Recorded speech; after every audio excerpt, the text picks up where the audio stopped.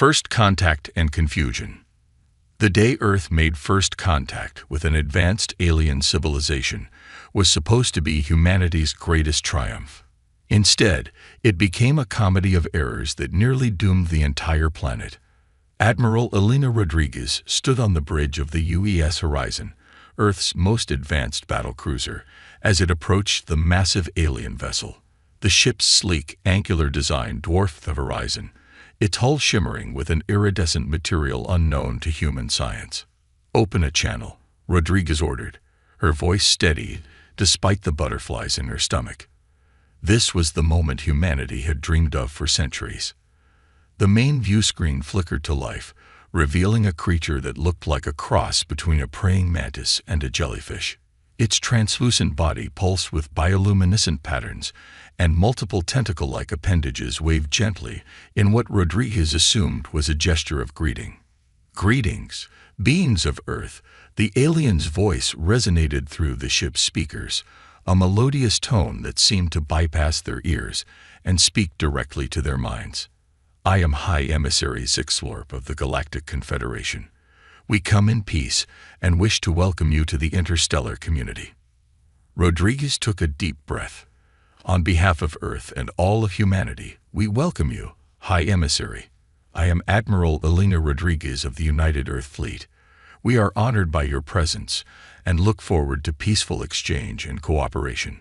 The alien's body rippled, its colors shifting to a deep blue. "We are puzzled, Admiral. Our scans indicate your vessel is powered by chemical propulsion and protected by metal alloys. Surely, this cannot be your most advanced technology." Rodriguez felt her cheeks flush. "I assure you, High Emissary, the UES Horizon represents the pinnacle of human engineering." SCiFi's tentacles waved in what seemed like agitation. "But where are your quantum drives? Your gravitic shielding? Your nanite swarms?" "We don't have those technologies," Rodriguez admitted, feeling increasingly out of her depth. The alien's body pulsed rapidly, and a sound like tinkling bells filled the bridge. It took Rodriguez a moment to realize SCiFi was laughing. "Oh my," the alien chortled.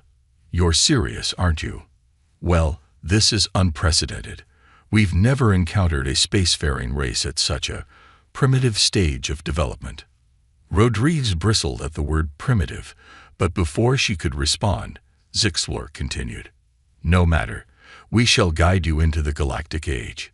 First, we must upgrade your defenses. Those metal sheets you call armor are practically useless against modern weapons. We'll outfit your ships with proper energy shielding immediately." "With all due respect, High Emissary," Rodriguez said, her voice tight, "our armor has served us well. We'd prefer to maintain our own defensive systems for now." SCiFi's color shifted to a deep purple. "You can't be serious. Your armor wouldn't stop a child's toy laser, let alone the proper warship's weapons.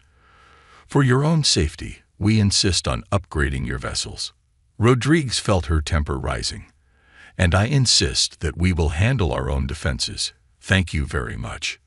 The alien's tentacles whipped about in clear agitation. "This is absurd. You might as well be wearing cardboard for all the good your armor will do you. I've never encountered such willful ignorance." As the argument escalated, neither Rodriguez nor SCiFi noticed the small, sleek ship that decloaked behind the horizon. Its hull was pitch black, absorbing all light that touched it, making it nearly invisible against the backdrop of space. Inside the mysterious vessel, a figure watched the exchange with growing interest. Captain Mara Chen of Earth's top-secret Black Ops division smiled to herself. The aliens' dismissal of human technology was exactly what they had hoped for. "This is going better than we could have imagined," she murmured to her crew. "Keep monitoring the situation. If everything goes according to plan, our primitive technology will be humanity's greatest asset in the battles to come." Back on the horizon, Rodriguez was struggling to maintain her composure. "High Emissary, I appreciate your concern, but we have no intention of abandoning our own technology. Perhaps we could discuss cultural exchange instead." SCiFi's color had faded to a dull gray. "Very well, Admiral. But I warn you, your stubbornness may have grave consequences. The galaxy is not always a friendly place, and there are threats out there that your quaint defenses cannot hope to withstand." As the conversation shifted to less contentious topics, Rodriguez couldn't shake the feeling that humanity had just failed its first major test on the galactic stage. Little did she know that this apparent failure was exactly what Earth's shadow government had been counting on. In the weeks that followed, Earth was abuzz with excitement over the alien contact. The Galactic Confederation set up an embassy in Geneva, and cultural exchanges began in earnest. But beneath the surface, tension simmered. The aliens made little effort to hide their disdain for human technology, treating Earth's leaders like backward children who needed to be guided into the proper way of doing things. They offered to upgrade everything from Earth's power grids to its medical technology, always with the implication that humanity was hopelessly behind the times. What the aliens didn't realize was that their condescension was playing right into humanity's hands. While the public face of Earth's governments accepted some of the aliens' gifts with humble gratitude, the planet's best scientists and engineers were working around the clock, reverse engineering every piece of alien tech they could get their hands on. In hidden laboratories across the globe, humans were making breakthroughs that would have taken decades under normal circumstances. The key was not in blindly adopting alien technology, but in understanding the principles behind it and adapting them to human designs and strategies. Captain Chen's Black Ops team was at the forefront of this clandestine effort. In a top-secret facility deep beneath the Rocky Mountains, she stood before a group of Earth's most brilliant minds. "Ladies and gentlemen," she addressed the assembled scientists and military personnel, "our plan is working perfectly. The aliens think we're helpless children, clinging to our outdated technology out of stubbornness or ignorance. This gives us the element of surprise." She gestured to a holographic display showing schematics of various alien technologies. "Thanks to their generous gifts and our own covert intelligence gathering, we now have a comprehensive understanding of their capabilities. More importantly, we've identified their weaknesses." A murmur of excitement rippled through the crowd. Chen continued, her eyes gleaming with determination. "Our task now is to develop countermeasures and new technologies that they won't see coming. They expect us to either adopt their tech wholesale or stick to our primitive methods. We'll do neither. Instead, we'll create hybrid systems that combine the best of both worlds." As the meeting progressed, plans were laid out for new weapons, defenses, and propulsion systems that would give humanity a fighting chance against any cosmic threat. The aliens' dismissal of human ingenuity would prove to be their greatest mistake. Little did Earth know that their preparations would soon be put to the test. For even as humanity scrambled to catch up technologically, a shadow was falling across the galaxy. A threat that would challenge even the mighty Galactic Confederation and give humanity a chance to prove its worth among the stars. The galactic threat emerges. 6 months after first contact, the galaxy changed forever. The Swarm, a hive mind species of insectoid aliens, launched a massive assault on the outer rim of Galactic Confederation space. Their bioorganic ships, capable of regenerating damage in seconds, tore through the Confederation's defense fleets like tissue paper. In the UN Security Council chamber, now expanded to include representatives from every nation on Earth, tension was palpable. Admiral Rodriguez, now Earth's military liaison to the Galactic Confederation, stood before the assembly, her face grim. "The situation is dire," she began, her voice echoing in the hushed room. "The Swarm has already conquered 3 star systems. Their technology is unlike anything the Confederation has ever encountered. Traditional energy weapons are ineffective against their bioships, and their ability to adapt to new threats is unprecedented." The holographic display behind her showed footage of the battles. Sleek Confederation ships fired brilliant beams of energy at the grotesque, insect-like swarm vessels. But where the beams struck, the ships' hulls simply bubbled and reformed, healing almost instantly. The Confederation's greatest advantages, their energy shields and quantum weaponry, have been nullified, Rodriguez continued. The swarm's organic technology seems to exist partially out of phase with normal spacetime, making it resistant to energy-based attacks. The UN Secretary-General leaned forward, his brow furrowed. What does this mean for Earth, Admiral? Are we in danger? Rodriguez took a deep breath. Yes, sir, we are. The Confederation's analysts believe that if the swarm isn't stopped, they could reach Earth within 6 months. The chamber erupted in panicked murmurs. Rodriguez raised her hand for silence. However, there may be a silver lining to our technological backwardness. She allowed herself a small, ironic smile. The swarm doesn't seem to have encountered purely physical weapons in millennia. They have no defense against them. A ripple of surprise went through the room. The Chinese representative spoke up, her voice cautiously optimistic. Are you suggesting our primitive weapons might be effective against this threat? That's exactly what I'm suggesting, Rodriguez replied. Kinetic weapons, railguns, coil guns, even traditional firearms tear through their bioships. The swarm simply isn't adapted to deal with physical projectiles. The Russian president leaned back in his chair, a thoughtful expression on his face. So, our outdated technology may be our salvation. How ironic. Rodriguez nodded. The Confederation is reluctantly asking for our help. They want us to mass-produce kinetic weapons for their fleets. The Secretary-General's eyes narrowed. And what do we get in return? Full membership in the Galactic Confederation, Rodriguez said, allowing herself a small smile. Along with access to all their technological databases, they're finally taking us seriously. As the Security Council debated Earth's response, Captain Chen was already putting plans into motion. In the depths of her secret facility, she stood before a massive hangar, watching as engineers swarmed over a new class of warship. The vessel was a hybrid of human and alien technology, but not in the way the Confederation might have expected. Its hull was made of advanced composites, engineered to be stronger and lighter than any traditional metal. But instead of energy weapons, it bristled with railguns and missile launchers.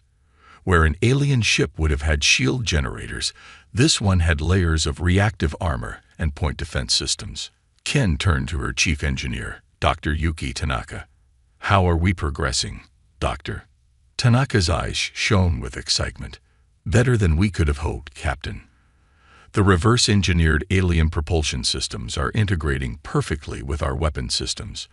We're achieving power outputs that would have been impossible with purely human tech. Chen nodded, satisfaction evident in her expression. And the special project? Tanaka's grin widened. That's the best part. We've cracked it. The prototype is ready for testing. Together, they walked to a sealed chamber at the far end of the hangar. Inside, suspended in a containment field, was what looked like a suit of medieval plate armor. But this was no historical relic. The surface of the armor seemed to shift and flow like liquid metal, tiny nanomachines swarming across its surface. Behold, Tanaka said with a flourish, the future of human combat technology. We're calling it the Adaptive Response Armor, or ARA for short. Chen reached out, running her hand along the surface of the armor. It felt warm to the touch, almost alive. Explain it to me, Doctor. How does it work? Tanaka launched into her explanation with barely contained excitement. It's a symbiosis of organic and inorganic components. The base structure is a titanium ceramic composite, but it's infused with programmable nanites and a nutrient gel that supports a layer of genetically engineered cells. Chen raised an eyebrow. Living armor? In a sense, yes, Tanaka nodded. The biological components give it the ability to heal and adapt, much like the swarm's ships. But the mechanical elements provide a level of protection and versatility that purely organic systems can't match. She pressed a button, and a holographic display sprang to life, showing the armor in action. It can harden against kinetic impacts, become thermally resistant against energy weapons, and even generate localized electromagnetic fields to deflect plasma attacks. And because it's partially biological, it can learn and adapt to new threats in real time. Chen whistled low. It's incredible. But will it work against the swarm? Tanaka's expression grew serious. In theory, yes. It should be able to adapt to whatever the swarm throws at it. But we won't know for sure until we test it in actual combat. Chen nodded, her mind already racing with the tactical possibilities. How soon can we have a squad equipped with this armor? We can have a prototype squad ready in 2 weeks, Tanaka replied. But to outfit a significant force, we're looking at least 2 months of production, assuming we get the resources we need. Chen's jaw set in determination. You'll have whatever you need, Doctor. Earth's survival may well depend on this technology. She turned back to the armor, her reflection distorted in its shifting surface. The Confederation thinks we're backwards. The swarm thinks we're easy prey. It's time to show them both what humanity is truly capable of. As Chen and Tanaka finalized their plans, events in the wider galaxy were spiraling out of control. The swarm's advance continued unabated, their hive ships consuming entire planets to fuel their endless expansion. The Galactic Confederation, for all its advanced technology, found itself outmatched and overwhelmed. In a desperate bid to turn the tide, the Confederation agreed to equip their ships with human-designed kinetic weapons. But the integration was slow and clumsy, their crews unused to the recoil and ammunition requirements of physical projectiles. It slowed the swarm's advance, but couldn't stop it entirely. As the weeks passed, the threat loomed ever closer to Earth. The planet was a hive of activity, its industries retooled for war production on a scale not seen since the Second World War. Every nation put aside its differences, united in the face of extinction. In orbit, a new fleet took shape. Human-designed ships, built with a blend of Earth ingenuity and reverse-engineered alien tech, stood ready to defend their home. But even as humanity prepared for the greatest battle in its history, Captain Chen knew that their true secret weapon was still hidden away, waiting for the perfect moment to be unveiled. The stage was set. Humanity stood on the brink, ready to fight for its very existence. And in the depths of space, the swarm approached, hungry for new worlds to devour. The battle for Earth, and perhaps the fate of the galaxy, was about to begin. Operation Trojan Horse. As the swarms advanced drew ever closer to Earth, the combined forces of humanity and the Galactic Confederation prepared for what could be their final stand. But in the shadows, Captain Mara Chen and her team were putting the finishing touches on a plan so audacious it bordered on insanity. The plan was codenamed Operation Trojan Horse, and it hinged on the very technology the aliens had once mocked as primitive and useless. In a hidden briefing room deep beneath the Rocky Mountains, Chen stood before a select group of Earth's military leaders and a handful of trusted Confederation allies. Admiral Rodriguez was there, along with the Confederation's Supreme Commander, an ethereal being named Silos, whose body seemed to be composed of living light. Ladies, gentlemen, and honored allies, Chen began, her voice steady despite the weight of responsibility on her shoulders. What I'm about to propose will sound impossible, perhaps even suicidal. But I assure you, it's our best chance of not just surviving this war, but winning it decisively. She activated a holographic display, showing a massive swarm hive ship. Our target is the swarm's central hive mind. We believe it's located here, at the heart of their largest vessel. If we can neutralize it, the entire swarm will be thrown into disarray. Xylos's form flickered with skepticism. We've tried assaulting their hive ships before, Captain. It's suicide. Their defenses adapt too quickly. Chen allowed herself a small smile. That's because you've been fighting them on their terms, using technology they understand and can counter. We're going to do something they'll never expect. With a gesture, she brought up an image of what looked like primitive, bulky spacesuits. This is our secret weapon. We call it the Adaptive Response Armor, or ARA.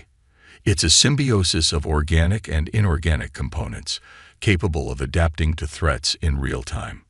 She went on to explain the armor's capabilities, watching as expressions of disbelief turned to cautious hope.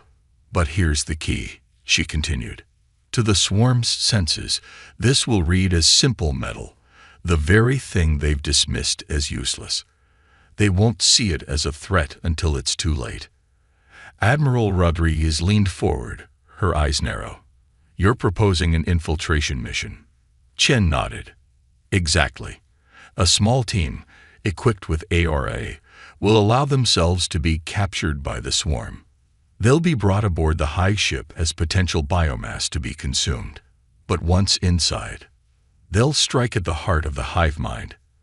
Xylos finished, his form pulsing with a mix of admiration and concern. It's brilliantly insane, but the risks are enormous, Chen acknowledged.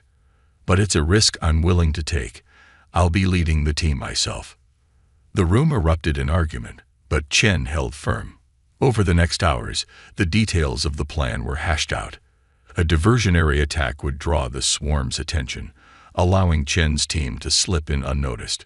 Once aboard, they would fight their way to the central chamber and deploy a specially designed weapon, a combination of an electromagnetic pulse and a biological agent tailored to disrupt the swarm's hive mind.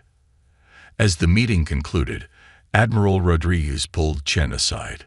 This is a long shot, Mara, she said softly. You know that, right? Chen nodded, her expression grim but determined. Someone once said that suicide missions are only suicide missions if you die. We don't plan on dying, Elena. We plan on winning. The next weeks were a blur of preparation. Chen's team, a mix of Earth's best Special Forces operatives and a few chosen Confederation allies, trained relentlessly. They had to master not only the use of their new armor, but also the intricacies of swarm biology and ship layout. The ARA suits were refined and perfected, each one a marvel of human ingenuity and alien inspiration. They looked clunky and primitive from the outside, a deliberate design choice to fool swarm sensors, but inside they were more advanced than anything the Confederation had ever seen. As the day of the operation drew near, Chen found herself standing alone in the hangar, staring at her suit. Dr. Tanaka approached, concern etched on her face. Having second thoughts, Captain, she asked gently. Chen shook her head. Not about the mission. I'm just thinking about how far we've come. A year ago, we were alone in the universe, playing with rockets and dreaming of the stars. Now we're about to decide the fate of the galaxy. Tanaka placed a hand on Chen's shoulder. If anyone can pull this off, it's you and your team. The suit will keep you safe. It's been programmed with everything we know about swarm weaponry and biology. It'll adapt faster than they can. Chen managed a smile. Let's hope it's fast enough. The day of the operation dawned cold and clear. As Chen's team made final preparations, reports came in of the swarm's approach. They had broken through the last of the Confederation's outer defenses and were headed straight for Earth. In orbit, the combined fleet of human and Confederation ships took up defensive positions. They were the bait, meant to draw the swarm's attention and create an opening for Chen's infiltration team. As Chen sealed her helmet, she took one last look at Earth shining below. Everything hinged on what they did next. If they failed, that beautiful blue marble would be just another world consumed by the endless hunger of the swarm. Team, sound off, she ordered, pushing aside her doubts. One by one, her squad responded, their voices steady and determined. They knew the risks. They were ready. The small, nondescript shuttle carrying Chen's team detached from the hidden base on the far side of the moon. As they accelerated towards the approaching swarm fleet, Chen allowed herself one final thought of home, of all they were fighting for. Then she pushed it aside, focusing on the mission ahead. They were humanity's best hope, carrying with them the fruit of human ingenuity and determination. It was time to show the galaxy what Earth was truly capable of. As their shuttle disappeared into the chaos of the unfolding battle, the fate of Earth, and perhaps the entire galaxy, hung in the balance. Operation Trojan Horse had begun. The battle for Earth. The space around Earth erupted into chaos as the swarm fleet arrived. Thousands of bioships, ranging from nimble fighters to massive hive vessels, poured out of subspace rifts. They were met with a hail of fire from the combined Earth Confederation fleet. Railgun slugs and missiles streaked across the void, tearing into the organic hulls of swarm ships. For the first time, the swarm encountered weapons they couldn't immediately adapt to, and their losses were significant. But their numbers were overwhelming, and slowly but surely they began to push back the defenders. Amid the furious battle, a small, unremarkable shuttle carrying Captain Chen and her team slipped through the swarm's lines. Their ARA suits, reading as simple metal-to-swarm sensors, allowed them to pass unnoticed in the chaos. As planned, they were picked up by a swarm collection ship, a massive maw-like vessel that consumed debris and damaged ships to recycle their biomass. Chen felt her heart race as their shuttle was pulled into the cavernous interior of the swarm ship. This was it.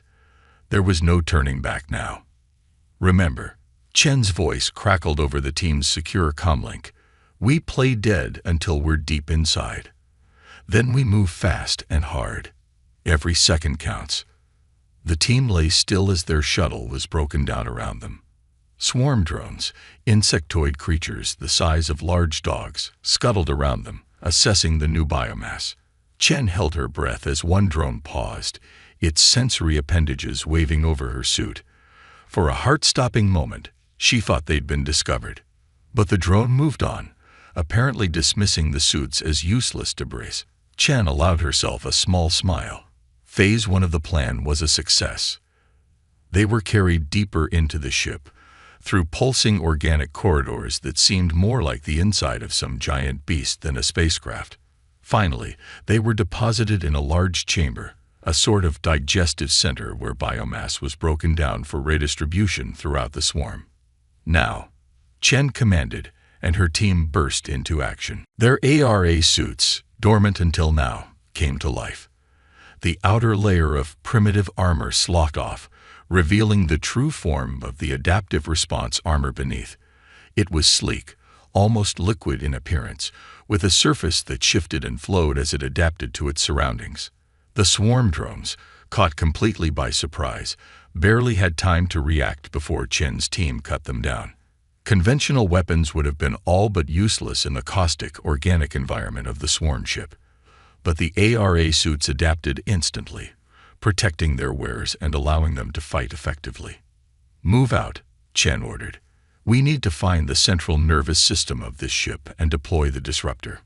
They fought their way through the ship, their armor constantly shifting and adapting to new threats. When the swarm deployed acid sprayers, the ARA became corrosion-resistant. When they faced bioelectric shocks, the suits turned insulative. Every swarm tactic was met and countered almost instantly. But the swarm was learning too. With each encounter, their attacks became more coordinated, more desperate. They recognized the humans now as the threat they truly were, and they were throwing everything they had at them. As Chen's team neared the central chamber, they encountered the heaviest resistance yet. Massive brute drones, each the size of a small tank, guarded the entrance. Energy weapons and claws that could shear through battleship armor posed a deadly threat, even to the adaptive suits. "We're pinned down," shouted Lieutenant Corey, Chen's second-in-command. "We need a plan, Cap." Chen's mind raced. They were so close, but if they couldn't break through this last line of defense, all would be lost. Then an idea struck her, crazy, reckless, but potentially brilliant. "Tanaka." She calmed the scientist back on Earth. "I need to know if the ARA can handle a massive power surge. I'm talking enough juice to fry every system on this ship." There was a moment of stunned silence before Tanaka's voice came back, hesitant but intrigued. "Theoretically, yes. The adaptive properties should be able to channel and disperse the energy. But Captain, the amount of power you're talking about will be provided by the ship itself," Chen finished. "On my mark, everyone overload your suit's energy absorption to maximum. We're going to turn their own power against them." Her team looked at her with a mixture of awe and terror, but they trusted her. As one, they prepared themselves. Now, Chen yelled, and they charged. The swarm brutes opened fire, their energy weapons unleashing a hellish barrage. But instead of dodging, Chen's team leaned into it. Their suits glowed white-hot as they absorbed the massive energy discharge, channeling it, containing it. For a moment, it seemed like they would be overwhelmed. The suits strained to their limits, alarms blaring in Chen's ears. But they held. And then, with a thought, Chen redirected all that absorbed energy outward. The result was catastrophic for the swarm. A shockwave of power rippled out from the humans, frying every organic circuit in its path. The brute guards fell, their synapses overloaded. The ship itself shuddered, vast sections going dark as the power surge disrupted its biological systems. In the confusion, Chen's team burst into the central chamber. There, pulsing with malevolent intelligence, was the ship's hive mind node, a direct link to the swarm's central consciousness. "Deploy the disruptor," Chen ordered, her voice hoarse with effort. With shaking hands, Lieutenant Corey placed the device, a small, unassuming cylinder, directly onto the writhing mass of the hive mind. It latched on, burrowing into the organic matter. For a moment, nothing happened. Then, a high-pitched whine filled the air, rising in intensity until it was almost unbearable. The hive mind convulsed, its psychic screams reverberating through the ship. "Fall back," Chen yelled. "We need to get out of here before." Her words were cut off as the ship lurched violently. The disruptor was working, but it was tearing the ship apart in the process. They had minutes, maybe seconds, to escape. As they fought their way back through the dying ship, Shan allowed herself a moment of hope. They had done it. They had struck at the very heart of the swarm. Now they just had to survive long enough to see the results. Outside, the battle for Earth continued to rage. But as Chen's team made their desperate escape, a change swept across the swarm fleet. Ships began to move erratically, colliding with each other or firing at random. The hive mind was in chaos, and the entire swarm was feeling the effects. In that moment of confusion, the Earth Confederation fleet seized their chance. They pressed their attack, tearing into the disorganized swarm forces with everything they had. As Chen's shuttle burst from the disintegrating high ship, she looked out at the battle with a mix of exhaustion and exhilaration. They weren't out of danger yet, but for the first time since the swarm arrived, victory seemed possible. "This is Captain Chen to all forces," she broadcast on an open channel. "The swarm hive mind has been disrupted. Press the attack. I repeat, press the attack." As humanity and their allies surged forward, the tide of battle began to turn. The swarm, once an unstoppable force, was now in full retreat. And at the heart of it all was a small team of humans in their primitive armor, the armor that had just changed the course of galactic history, a new era of cooperation. In the days following the Battle of Earth, as it came to be known, the full magnitude of what had been accomplished began to sink in. The swarm, stripped of its central intelligence, had scattered across the galaxy. Without the guiding influence of the hive mind, the individual swarm units were little more than animals, dangerous but no longer an existential threat to galactic civilization. Captain Mara Chen, hailed as the hero of the battle, found herself standing before the newly formed Galactic Council. Representatives from every species in the Confederation, along with the leaders of Earth, had gathered to chart the course for the future. As Chen finished recounting the details of Operation Trojan Horse, a hush fell over the assembly. It was Silos, the Confederation's supreme commander, who broke the silence. Captain Chen, the being of living light, addressed her, its form shimmering with what Chen had learned to recognize as deep emotion. "On behalf of all sentient life in our galaxy, I thank you and your species. Humanity has proven itself not just worthy of joining galactic society, but essential to its survival." Chen nodded, accepting the praise with humility. "We only did what anyone would do when faced with extinction, Commander. We adapted. We survived. The Arcturian representative, a crystalline being that communicated through pulses of light, chimed in. But that is precisely what makes your species so remarkable. In less than a year, you went from a pre-FTL civilization to creating technology that surpassed our own in several key areas. The adaptive response armor alone represents a paradigm shift in personal protection technology. Indeed, agreed the Zixlorb, the very same alien who had once mocked human technology as primitive. We owe humanity a great apology. We mistook your different approach to technology as backwardness.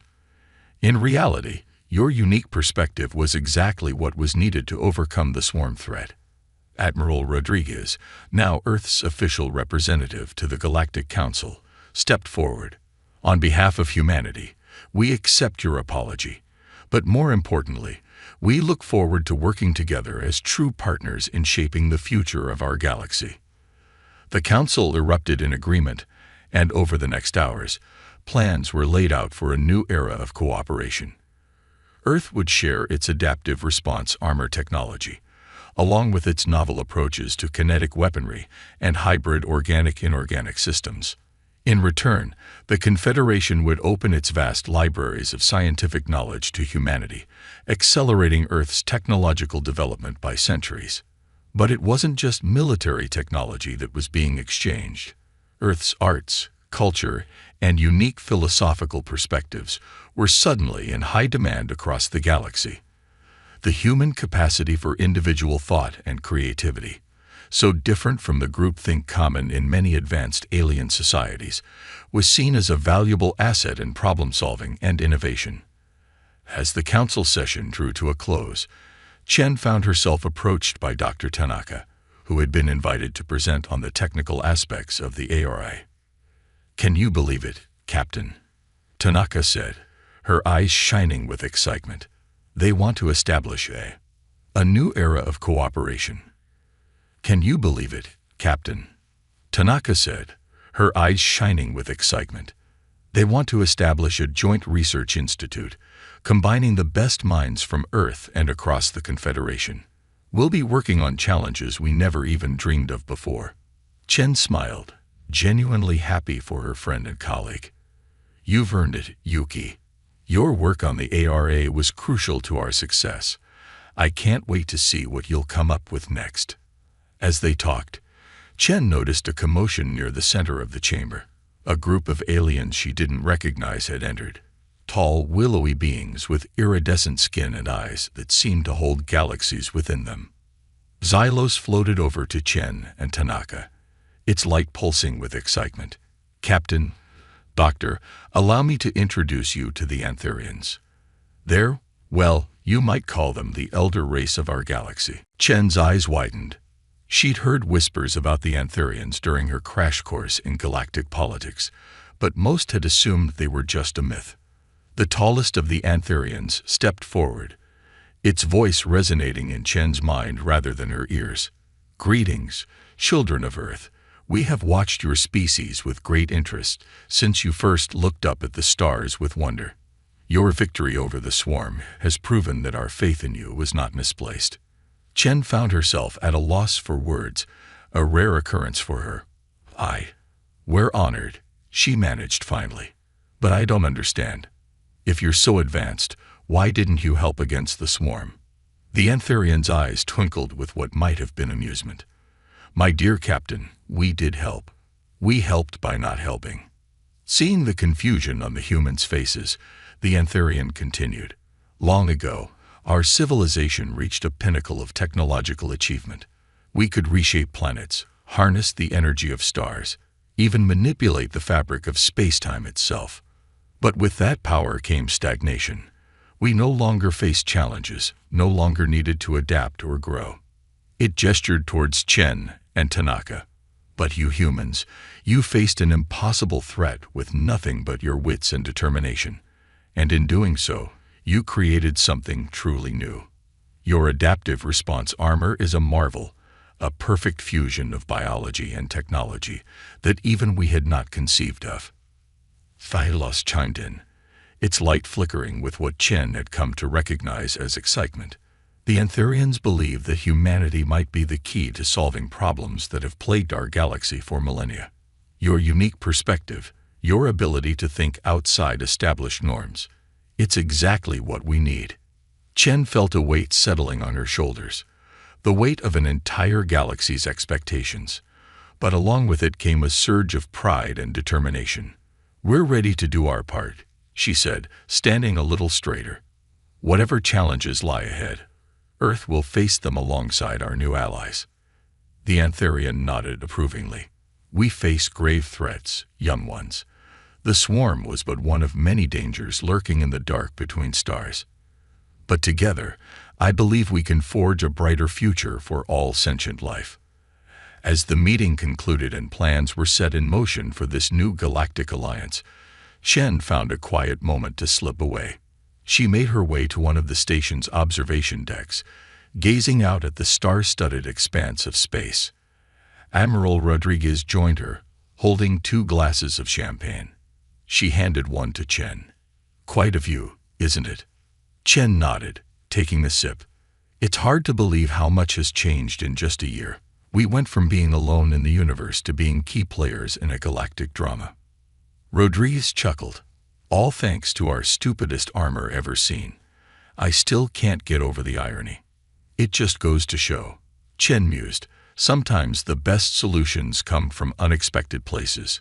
We may not have had the most advanced technology, but we had something just as valuable, a fresh perspective." They stood in companionable silence for a moment, watching as ships from a dozen different species glided past the viewport.